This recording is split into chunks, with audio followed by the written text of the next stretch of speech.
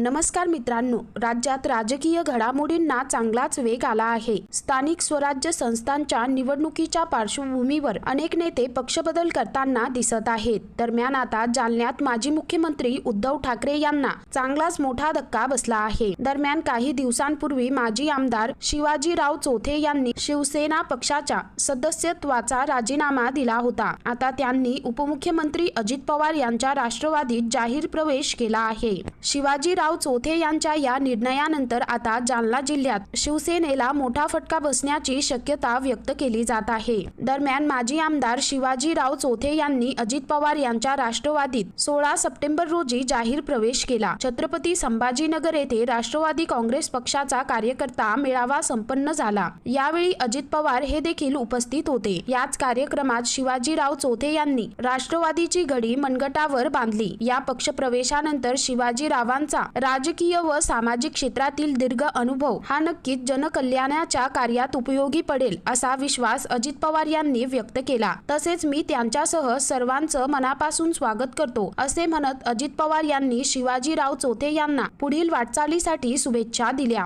शिवाजीराव चोथे यांचे जालना जिल्ह्यात चांगलेच वजन आहे। गेली 4 दशकं त्यांनी जालना जिल्ह्यात शिवसेनेचे काम केले होते। मात्र त्यांनी वैयक्तिक कारण देत चोथे यांनी ठाकरेंकडे पक्षाच्या जिल्हा सहसंपर्क प्रमुख पदाचा राजीनामा दिला होता।